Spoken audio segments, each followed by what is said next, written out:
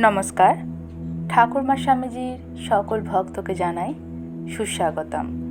আজ আমরা পড়ব স্বামী শিষ্য সংবাদের কিছু অংশ। স্বামীজি মেয়েদের সন্ন্যাস নিয়ে কিছু কথা বলে গেছেন, খুব মূল্যবান। যারা মনে করেন যে মেয়েদের কোনো স্থান নেই সন্ন্যাসে বা মেয়েদের ভক্তি শ্রদ্ধার কোনো অধিকার নেই, এমন অনেককেই আমি বলতে শুনেছি। তা সেই সম্পর্কে স্বামীজির অত্যন্ত মূল্যবান কিছু কথা আজকে পড়ব।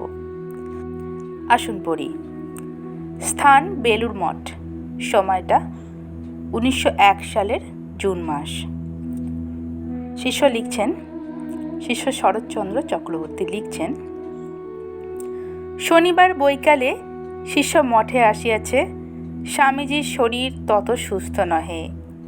শিলং পাহাড় হইতে অসুস্থ হইয়া অল্পদিন হইল প্রত্যাবর্তন করিয়াছেন। তাহার পা ফুলিয়াছে, সমস্ত শরীরেই যেন জল সঞ্চার হইয়াছে।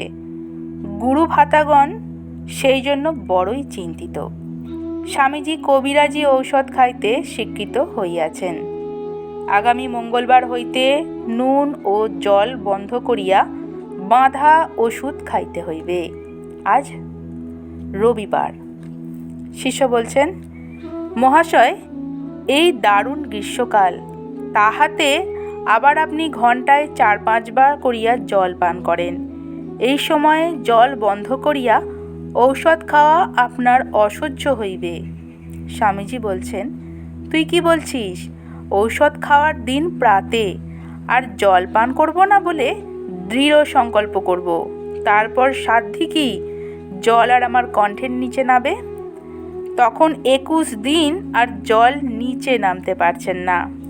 শরীরটা তো মনেরই খোলস, মন যা বলবে সেই মতন তো ওকে চলতে হবে। তবে আর কি, নিরঞ্জনের অনুরোধে আমাকে এটা করতে হলো।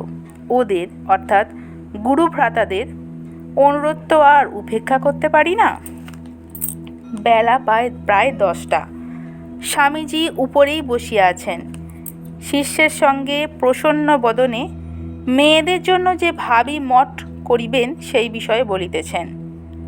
মাকে কেন্দ্র করে গঙ্গার পূর্ব তটে মেয়েদের জন্য একটি মঠ স্থাপন করতে হবে। এই মঠে যেমন ব্রহ্মচারী সাধু সব তৈরি হবে, ওপারে মেয়েদের মঠেও তেমনি ব্রহ্মচারিণী সাধ্বী সব তৈরি হবে। শিষ্য বলছেন, মহাশয়, ভারতবর্ষে বহু পূর্বকালে মেয়েদের জন্য তো কোনো মঠের কথা ইতিহাসে পাওয়া যায় না। বৌদ্ধ যুগেই স্ত্রী মঠের কথা শোনা যায়, কিন্তু উহা হইতে কালে নানা ব্যভিচার আসিয়া পড়িয়াছিল। ঘোর বামাচারে দেশ পর্যদুস্ত হইয়া গিয়েছিল।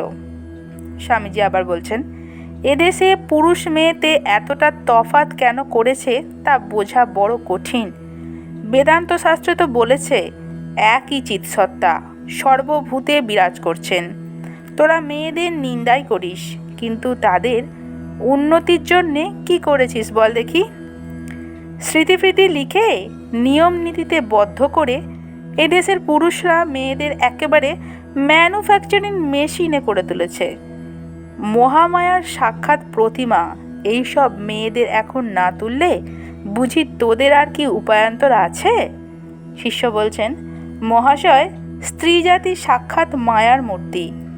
মানুষের অধঃপতনের জন্যেই যেন উহাদের সৃষ্টি হইয়াছে। স্ত্রী জাতি মায়া দ্বারা মানবের জ্ঞান বৈরাগ্য আবরিত করিয়া দেয়। সেই জন্য বোধহয় শাস্ত্রকার বলিয়াছেন, উহাদের জ্ঞান ভক্তি কখনো হইবে না।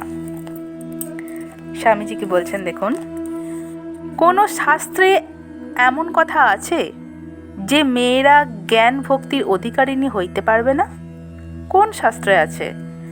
ভারতের অধঃপতন হলো ভরচাজ বামুনরা ব্রাহ্মণেতর জাতকে যখন বেদ পাঠের অনধিকারী বলে নির্দেশ করলে, সেই সময়ে মেয়েদেরকেও সকল অধিকার কেড়ে নিল মেয়েদের থেকে। নতুবা বৈদিক যুগে, উপনিষদের যুগে দেখতে পাবি মৈত্রী, গার্গী প্রভৃতি প্রাতঃস্মরণীয় মেয়েরা ব্রহ্মবিচারে ঋষিস্থানীয়া হয়ে পড়ে আছেন। হাজার বেদজ্ঞ ব্রাহ্মণের সভায় গার্গী সগর্ভে যাজ্ঞবল্ক্যকে ব্রহ্ম বিচারে আহ্বান করিতেছেন। এসব আদর্শ স্থানীয় মেয়েদের যখন আধ্যাত্মজ্ঞানে অধিকার ছিল, তখন মেয়েদের সে অধিকার এখনই বা থাকবে না কেন? একবার যা ঘটেছে তা আবার অবশ্য ঘটতে পারে। History repeats itself. মেয়েদের পুজো করেই সব জাত বড় হয়েছে। যে দেশে যে জাতে মেয়েদের পূজা নেই, সেই দেশ সেই জাত কখনো বড় হতে পারেনি, কস্মিন কালেও পারবে না। তোদের জাতের যে এত অধঃপতন ঘটেছে, তার প্রধান কারণ এই সব শক্তি মূর্তির অবমাননা করা। মনু বলেছেন, যত্র নার্যস্তু পূজ্যন্তে রমন্তে তত্র দেবতা, যত্রই তাস্তু ন পূজ্যন্তে সর্বস্তোত্রা ফলাঃ ক্রিয়া। যেখানে স্ত্রীলোকের আদর নেই, স্ত্রীলোকেরা নিরানন্দে অবস্থান করে, সেই সংসারের এ দেশের কখনো উন্নতির আশা নেই। এজন্য এদের আগে তুলতে হবে, এদের জন্য আদর্শ মঠ স্থাপন করতে হবে।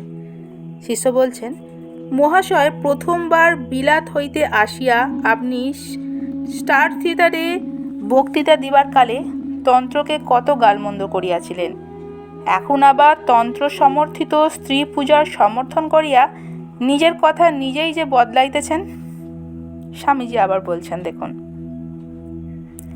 তন্ত্রের বামাচার মতটা পরিবর্তিত হয়ে এখন যা হয়ে দাঁড়িয়েছে, আমি তারই নিন্দা করেছিলাম। তন্ত্রোক্ত মাতৃভাবের অথবা ঠিক ঠিক বামাচারেরও নিন্দা করিনি। ভগবতী জ্ঞানে মেয়েদের পুজো করাই হলো তন্ত্রের অভিপ্রায়।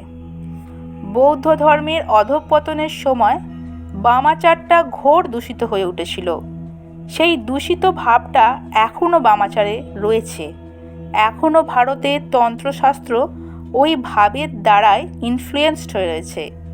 ওই সকল বিভৎস প্রথারই আমি নিন্দা করেছিলুম, এখনও তো তা করি। যে মহামায়ার রূপরসাত্মক বাহ্য বিকাশ মানুষকে উন্মাদ করে রেখেছে, তারই জ্ঞান ভক্তি বিবেক বৈরাগ্যদি অন্তর্বিকাশ আবার মানুষকে সর্বজ্ঞ সিদ্ধ সংকল্প ব্রহ্মজ্ঞ করে দিচ্ছে। সেই মাতৃরূপিণী স্ফুরদ্রিগ্রহ স্বরূপিণী মেয়েদের পুজো করতে আমি কখনোই নিষেধ করিনি। শৈশা প্রসন্না বরদা নৃণাং ভবতি মুক্তয়ে।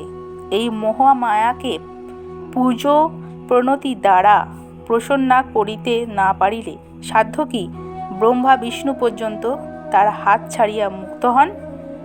গৃহলক্ষ্মীগণের পূজাকল্পে, তাদের মধ্যে ব্রহ্মবিদ্যা বিকাশ কল্পে মেয়েদের মঠ করে যাব। শিষ্য বলছেন, আপনার উহা উত্তম সংকল্প হইতে পারে, কিন্তু মেয়ে কোথায় পাইবেন? সমাজের কঠিন বন্ধনে যে কুলবধূদের স্ত্রী মঠে যাইতে অনুমতি দেবে? স্বামীজি বলছেন, কেন রে?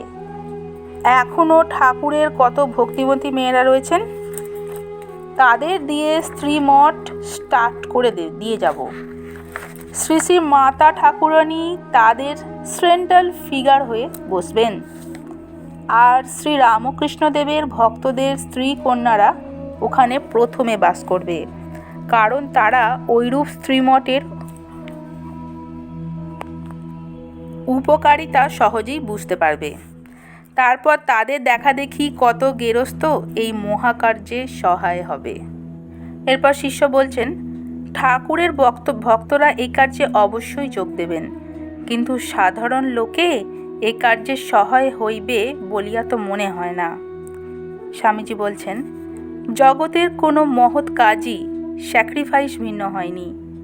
বটগাছের অঙ্কুর দেখে কে মনে করতে পারে কালে উহা প্রকাণ্ড বটগাছ হবে? এখন তো এইভাবে মঠ স্থাপন করব, পরে দেখবি এক আধ জেনারেশন পরে ওই মঠের কদর দেশের লোক বুঝতে পারবে। এই যে বিদেশি মেয়েরা আমার চেরি হয়েছে, এরাই এ কাজে জীবনপাত করে যাবে। তোরা ভয় কাপুরুষতা ছেড়ে এই মহৎ কাজে সহায় হ, আর এই উচ্চ আদর্শ সকল লোকের সামনে ধর। দেখবি কালে এর প্রভায় দেশ উজ্জ্বল হয়ে উঠবে। নমস্কার। জয় ঠাকুর, জয় মা, জয়তু স্বামীজি মহারাজ। সকলে ভালো থাকবেন, সুস্থ থাকবেন।